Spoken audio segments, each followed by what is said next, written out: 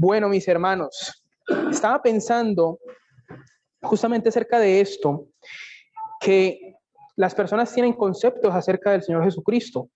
En todo lado, a las personas que usted le pregunte, seguramente sabe algo acerca de Dios, sabe algo acerca del Señor. Y incluso yo creo que todos hemos visto las películas, por ejemplo, de Semana Santa que reproducen constantemente. Hay una serie por ahí que se llama Dizque la Biblia, que eso de Biblia no tiene nada, pero pues, ¿cierto? Y las personas, tienen esa conciencia, ese imaginativo acerca de la persona del Señor Jesús. Pero hoy quiero que veamos no lo que la gente dice sobre el Señor Jesús. Hoy quiero que veamos lo que la Biblia dice sobre el Señor Jesús. La Biblia de verdad, no la de la película. Esta que ustedes tienen ahí, la que ustedes tienen ahí, la que yo tengo acá. Vamos a ver lo que Dios dice acerca del Señor Jesús, lo que Dios dice acerca de nosotros y lo que Dios dice acerca del pecado y la condición del hombre. Y vamos a ver, ¿cierto?, lo que dice la Biblia. Una de las cosas más importantes que nos enseña la Biblia acerca de la persona del Señor Jesús es que Él es Dios. Él no es Chuchito, Él no es Papito Dios, Él no es el niño Dios. Él es Dios, Él es el Rey de gloria, el Señor poderoso de todo el universo. Y para eso quiero que vamos a Colosenses capítulo 2 y leamos un momento, Colosenses capítulo 2, versículo 9. Y leamos allí lo que dice la Escritura. Colosenses capítulo 2, versículo 9. Dice, porque en Él, en Cristo, habita corporalmente, ¿cuánto? Toda la plenitud de la deidad. No dice un 10%, no dice un 50%, no dice un poquito, dice toda la plenitud de la deidad. En otras palabras, Él es 100% Dios. Cristo Jesús, en Él habita corporalmente toda la plenitud de la deidad. Leamos otros versos, allí mismo en Colosenses, capítulo 1, versículo 15, dice, Él, el Señor Jesucristo, es la imagen del Dios invisible, el primogénito de toda creación. ¿Por qué? Porque en Él fueron creadas todas las cosas, no porque Él fue creado. Es el primogénito de toda la creación porque en Él fueron creadas todas las cosas. Sigamos leyendo. Las que hay en los cielos y en la tierra, visibles e invisibles, sean tronos, sean dominios, sean principados, sean potestades. Todo fue creado por medio de Él y para Él. Y Él es antes que todas las cosas, y todas las cosas en Él subsisten. Es decir, que este mundo existe, mis hermanos, porque el Señor es el que lo sostiene con su poder, porque Él sustenta con su poder todas las cosas. Todas las cosas para Él y por Él fueron creadas.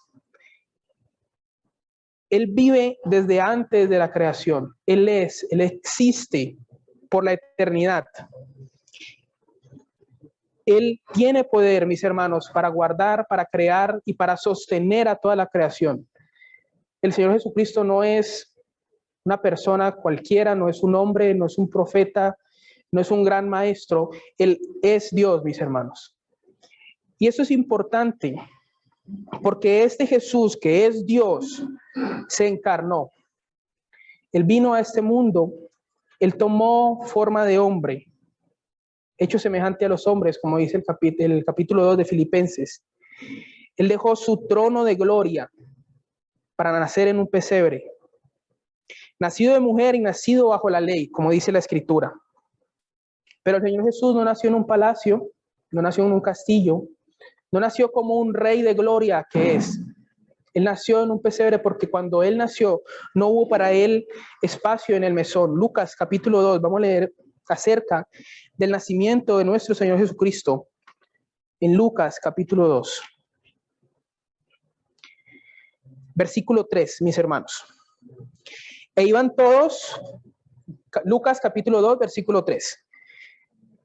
E iban todos para ser empadronados cada uno a su ciudad. Es decir, las personas originarias de cada ciudad iban hacia allá. Por ejemplo, yo soy tulueño, entonces yo tendría que desplazarme hacia Tuluá. Las personas que fueran de Cali, estuvieran, por ejemplo, en la costa, pues tendrían que desplazarse hacia Cali para ser empadronadas, o sea, para ser censadas, los iban a contar. ¿Qué pasó?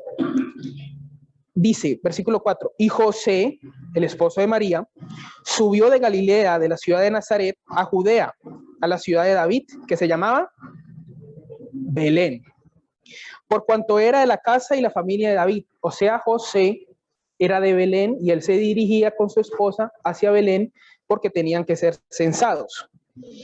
Sigue el versículo 5, para ser empadronado con María, su mujer, desposada con él, la cual estaba encinta, estaba embarazada, ella había concebido del Espíritu Santo y llevaba en su vientre al Señor Jesús. Versículo 6. Y aconteció que estando ellos allí, se cumplieron los días de su alumbramiento. ¿Estaban dónde? En Belén, sí, señor. Y dio a luz a su hijo primogénito, y lo envolvió en pañales y lo acostó en un pesebre, porque no había lugar para ellos en el mesón. Hermanos, el Rey de Gloria que habíamos visto, que para él y por él fueron creadas todas las cosas, estaban haciendo en un pesebre, porque no había para él entrada en el mesón. Porque cuando tocaron en los hoteles, digamos, de ese tiempo, no había para él entrada. No hubo lugar para él en ningún lugar de un puesto de gloria o nada por el estilo. El Señor de Gloria tuvo que nacer en un pesebre, de su trono a un pesebre en la tierra. Versículo 8, pero este Jesús que nació tampoco era un hombre cualquiera, ¿sí? Leamos lo que dice la Escritura. Dice, habían pastores en la misma región, versículo 8, que velaban y guardaban las vigilias de la noche sobre su rebaño. Y aquí se les presentó un ángel del Señor. Y la gloria del Señor los rodeó de resplandor y tuvieron gran temor. Pero el ángel les dijo, no temáis. ¿Por qué? Porque aquí os doy nuevas de gran gozo. ¿Cuáles eran esas buenas noticias que estaba dando el ángel? Dice, que os ha nacido, versículo 11, hoy en la ciudad de David, un hijo, un niño cualquiera, un gran profeta, un gran hombre, un salvador. Cristo, ¿quién? El Señor. Ese niño envuelto en pañales en Belén, acostado sobre un pesebre, era el Salvador, Cristo, el Señor. Él dejó su trono y corona para venir a nacer en este mundo, y no hubo espacio para él en una casa, sino que tuvo que nacer en un pesebre, en medio de incomodidades, pero este que nació era Cristo, el Hijo de Dios. Nuevas de gran gozo anunciaba el ángel, y el día de hoy anunciamos también las nuevas noticias, porque el Señor Jesucristo nació de mujer. Era 100% Dios, como vimos ahora, pero también era 100% hombre. Él nació de la Virgen María, nació de una mujer. Ahora, él no estimó, como dice la Escritura en Filipenses capítulo 2. Filipenses capítulo 2 dice, vamos allí al texto. Filipenses capítulo 2, sí señor. Dice, versículo 6, el cual, hablando del Señor Jesús, siendo en forma de Dios, no estimó el ser igual a Dios como cosa a que aferrarse, sino que se despojó. El Señor Jesucristo nació en un pesebre, hermanos, y qué gran beneficio tuvimos nosotros porque el Señor de Gloria dejara su trono para nacer en un pesebre. Porque era necesario que el Cristo naciese y que muriese. El Señor Jesucristo vino con un objetivo claro, un propósito específico de parte de Dios. Él no vino al mundo a darse un paseo de vacaciones. Él vino con un propósito que nos refleja en la Escritura. Vamos a Juan capítulo 3, versículo 16, y veamos cuál es el propósito de que el Señor de Gloria naciera en este mundo, en un pesebre. Juan capítulo 3, versículo 16, muy conocido por todos. Juan 3, 16 dice, porque de tal manera amó Dios al mundo, que ¿qué hizo? Ha dado a su Hijo unigénito. ¿Para qué? Para que todo aquel que en él crea no se pierda, mas tenga vida eterna. El propósito de Dios enviando a su Hijo unigénito, al Señor de Gloria, al mundo, era que todo aquel que en él crea no se pierda, sino que tenga vida eterna. Hemos hablado de que ese Señor Jesús es un Salvador. Y yo les pregunto, ¿cuándo una persona necesita un Salvador? Cuando está en peligro, cuando tiene problemas, cuando está en una situación que él no puede manejar, ¿cierto? De otra forma, yo no necesito un Salvador. Si yo estoy sentado en mi cama, recostado en el sofá, ¿será que yo puedo clamar, sálvame? No, no es necesario. Entonces, usted me podría preguntar, ¿por qué? ¿Para qué? ¿De qué vino a salvarme el Señor? ¿Cierto? Vamos a ver una situación parecida en Mateo capítulo 14, para que entendamos esto que les estoy diciendo acerca de que aquel que necesita un Salvador es el que está en peligro. Mateo capítulo 14, vamos a ir ubicándonos allí. No vamos a leer toda la historia, pero vamos a ubicarnos allí, Mateo capítulo 14. Resulta que el Señor mandó a los discípulos que entraran en una barca y les dijo que se fueran primero ellos. Él se quedó allí cerca de la orilla predicando, y cuando llegó la noche, los discípulos ya estaban pues en la mitad del mar y el Señor Jesús va hacia ellos. Resulta que a la mitad de la noche la barca donde iban los discípulos fue azotada por un viento y una gran lluvia, y el Señor se apareció caminando sobre el mar.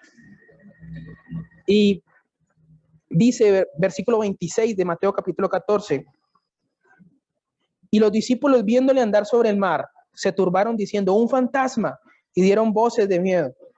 Pero enseguida Jesús les habló diciendo, tened ánimo, yo soy, no temáis. Entonces le respondió Pedro y le dijo, Señor, si eres tú, manda que yo vaya a ti sobre las aguas. Y él dijo, ven. Y descendió Pedro de la barca y andaba sobre las aguas para ir a Jesús. Pero Pedro, al ver el fuerte viento, tuvo miedo y comenzando a hundirse, dio voces diciendo, Señor, sálvame. Esa es la condición de aquel que necesita salvación, hermanos. Porque Pedro estaba con el agua al cuello y con el viento y la marea y las olas, y al ver que no podía salvarse él mismo y que el Señor estaba allí, dijo, Señor, sálvame. Y yo quiero que entiendan hoy, por la Escritura, que la condición de Pedro en ese momento no es diferente a la condición del hombre sin Cristo. Que el hombre sin Cristo tiene el agua hasta el cuello, se está ahogando y necesita clamar por un Salvador. Y ese Salvador está allí, el Señor Jesucristo. Pero vamos a ver cuál es la condición del hombre y por qué necesita a un Salvador. Porque es necesario que el hombre entienda el peso de su pecado y la condenación que acarrea ese pecado para su vida. Vamos a leer, hermanos, en Romanos capítulo 3 y veamos un poco acerca de la condición del hombre. Romanos capítulo 3.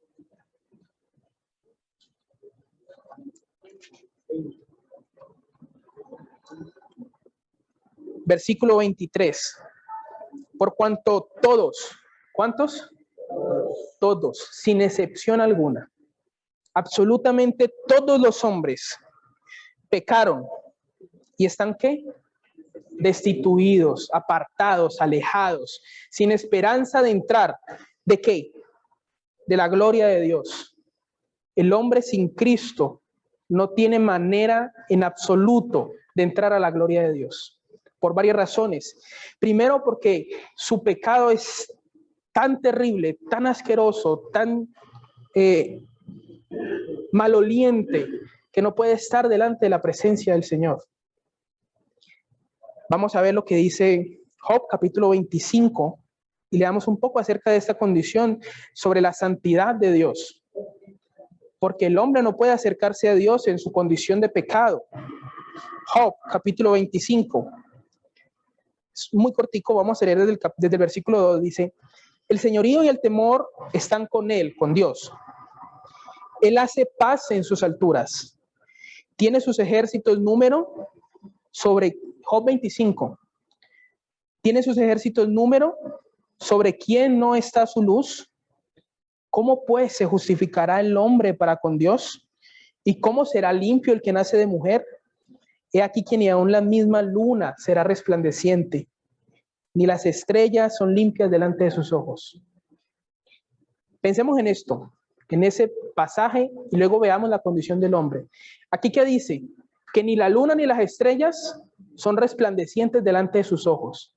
¿Ustedes han estado en un paisaje descampado viendo la luna y las estrellas?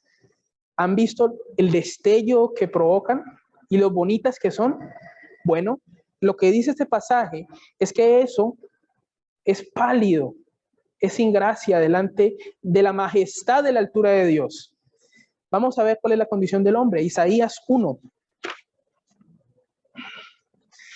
Isaías capítulo 1. El profeta del Evangelio, nos decía nuestro hermano Luis Borda esta mañana, ¿cierto? Isaías capítulo 1, versículo 6. Aquí Isaías está hablando acerca de la condición del hombre, ¿cierto? Dice, desde la planta del pie hasta la cabeza, no hay cosa en él sana, sino herida, hinchazón y podrida llaga. No están curadas, ni vendadas, ni suavizadas con aceite. ¿Qué es más bonito? ¿Las estrellas y la luna o esta imagen del hombre? Y hermanos, si las estrellas y la luna palidecen al lado de la gloria de Dios, ¿cómo será la imagen del hombre al lado de la gloria de Dios? Volvamos a Job, versículo 6, y leamos lo que dice la escritura. Job 25, 6. Volvamos allí. Qué pena, estoy como saltando un poquito mucho, pero ustedes me tienen paciencia. Job 25, versículo 6. Vamos a ver lo que dice. Leamos otra vez el 5. He aquí que ni aún la misma luna será resplandeciente, ni las estrellas son limpias delante de sus ojos. ¿Cuánto menos el hombre, que es un gusano, y el Hijo de Hombre también gusano? Hermanos, el hombre delante de Dios no puede acercarse. El hombre no puede alcanzar la gloria de Dios. El hombre no puede salvarse por sí mismo, porque no puede entrar a la presencia de Dios.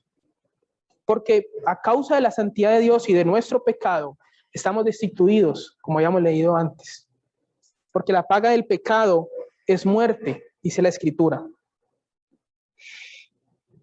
Y es por eso, amigos y hermanos, que es necesario que el hombre entienda la condición de su pecado. Es por eso que es necesario que el hombre crea en el Señor Jesucristo, que se arrepienta de su pecado. Si usted no ha recibido a Cristo, le espera un destino fatal, un destino eterno de condenación. Vamos a Juan capítulo 3, versículo 18. Juan capítulo 3, versículo 18.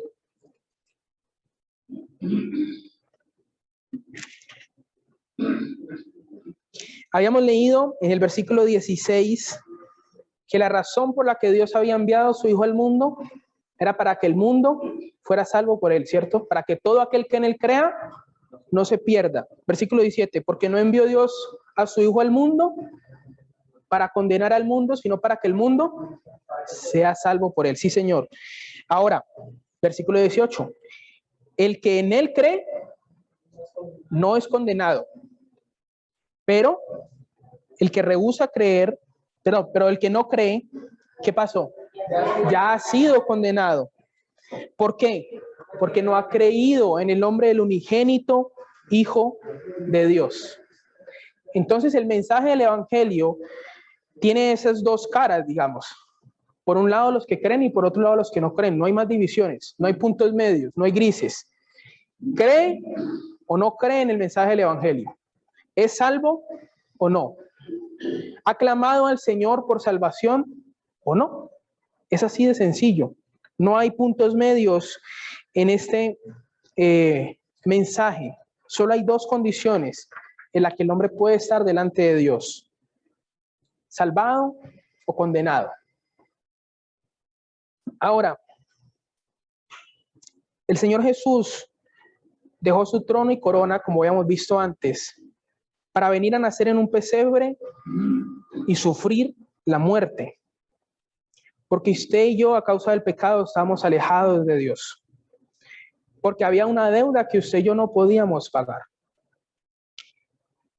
Y lo único que podía rescatarnos era la sangre preciosa del Hijo de Dios derramada en la cruz. Que el Señor haya venido desde su trono, que haya dejado su trono a nacer en un pesebre y morir en una cruz, no significa, como predican muchos engañadores, que nosotros valemos la sangre de Cristo. No.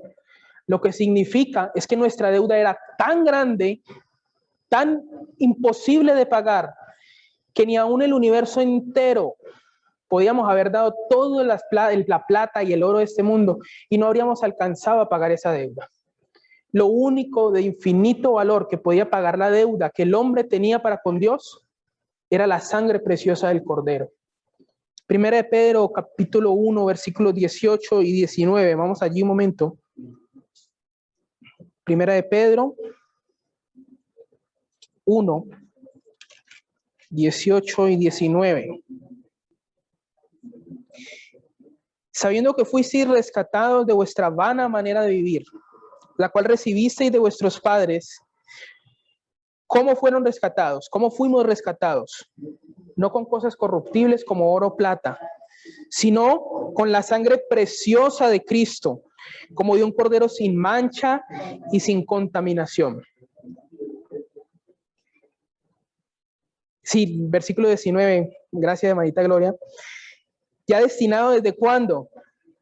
Antes de la fundación del mundo, pero manifestado en los postreros tiempos. ¿Por qué? Amor a vosotros. Hermanos y amigos, el Señor Jesús, cuando estaba en su trono de gloria, ¿tenía la necesidad alguna de venir a esta tierra por hombres pecadores, malolientes, heridos, perdidos? Y no solo eso, sino que éramos enemigos completamente de Él. ¿Cuál era la necesidad de que Él viniera? Ninguna. A Él le plació.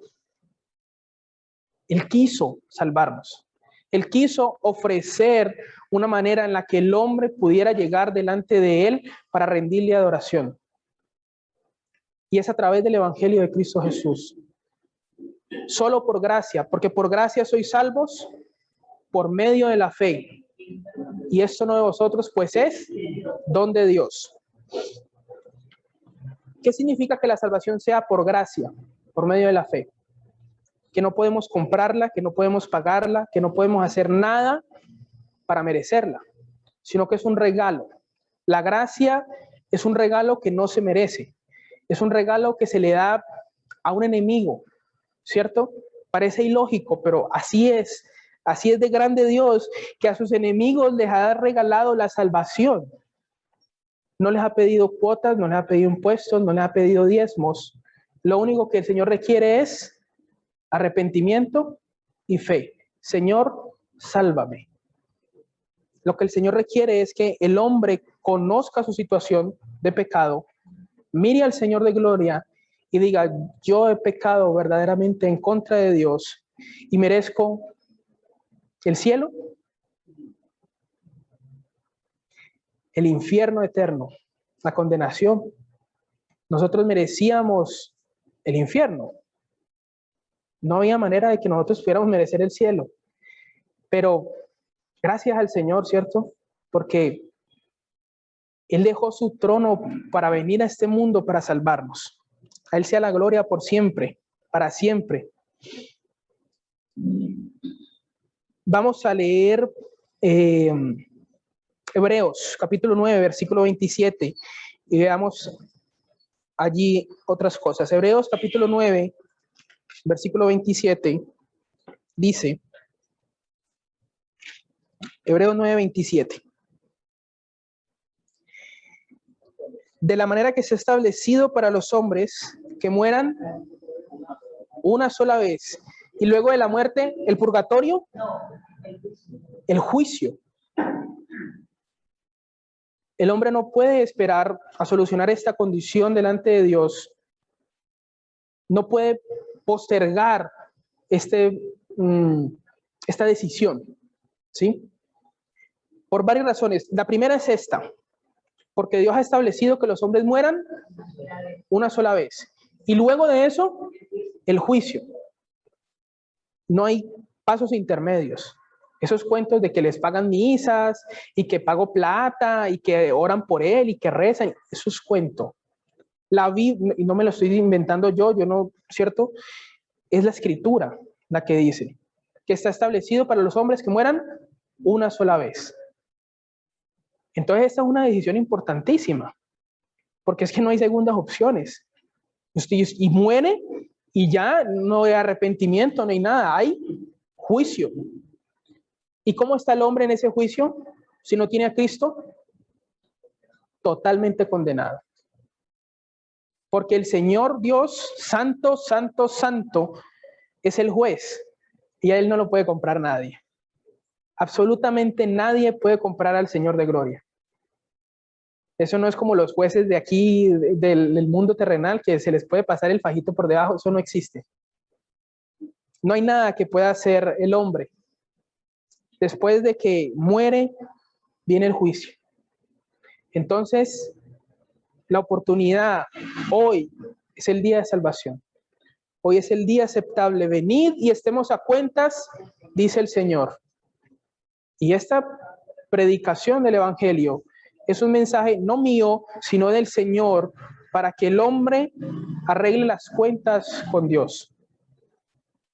Sigamos leyendo, versículo 28. Cristo fue ofrecido una sola vez para llevar los pecados de muchos, y aparecerá por segunda vez sin relación con el pecado para salvar a los que le esperan. ¿Quiénes son los que le esperan, mis hermanos? Son aquellos que han creído en su nombre, los que se han arrepentido de sus pecados y han clamado al Señor de todo corazón: Señor, sálvame. Porque lo que busco que quede en sus corazones, y creo que es la voluntad de Dios para nuestras vidas, es que entendamos que no podemos hacer nada, que necesitamos completamente al Señor de gloria.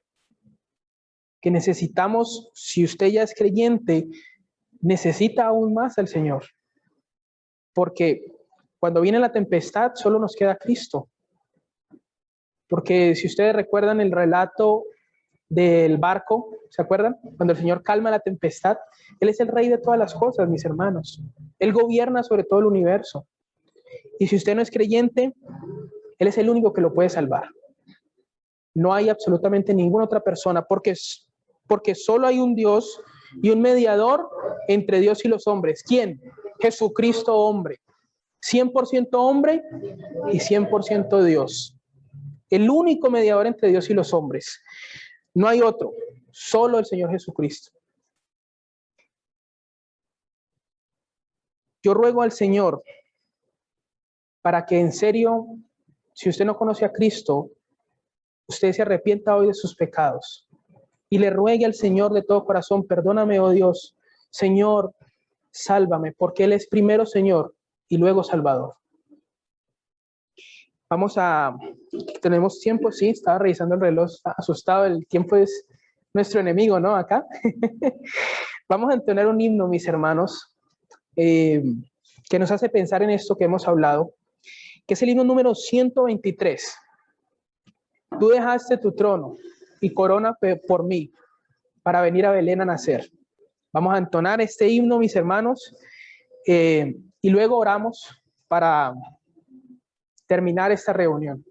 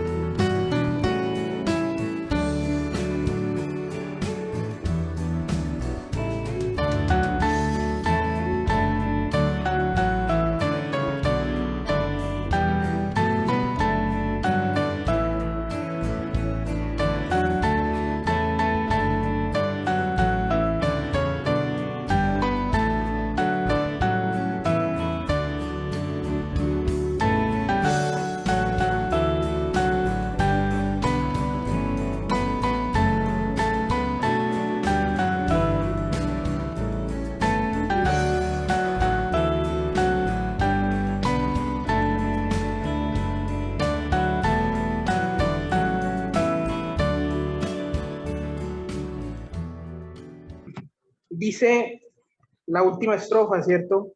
Y tu voz nos dirá de las nubes, venid al lugar celestial junto a mí. Eso es una realidad, pero para aquellos que han creído en Cristo Jesús. Y descansa nuestro corazón en esta verdad, que el Señor volverá por su iglesia, por aquellos que en Él han creído.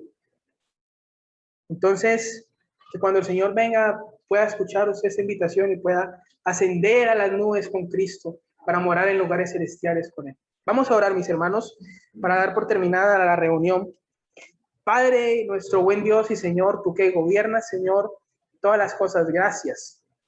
Gracias, Señor, porque la palabra es tuya, Señor, porque el poder es tuyo, Padre, porque el Espíritu es tuyo, Señor, porque el denuedo lo das tú, Padre, porque tú pones las palabras en mi boca, Señor, porque tú pones la atención en los corazones de aquellos que escuchan. Gracias, Señor, porque toda buena obra y toda buena dádiva viene de ti. Gracias, Señor, por Cristo Jesús, porque Él vino a este mundo para morir por aquellos que se habían perdido, Señor. Él vino a buscar y rescatar a aquellos que se habían perdido. Gracias por este buen pastor, por el príncipe, Señor, de los pastores, el príncipe de los predicadores, Señor. Gracias por Cristo Jesús. Señor, rogamos por nuestros amigos que escucharon esta predicación, que su corazón sea ablandado, Señor, que entiendan la realidad de su pecado, que entiendan la realidad de la condenación, que entiendan, Señor, que esta vida es como neblina, que ciertamente en este momento está, pero de repente desaparece, oh Dios.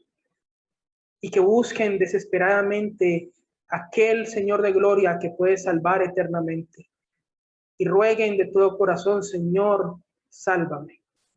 Oramos en el nombre preciosísimo de la persona de Cristo Jesús, dando alabanzas a ti. Amén.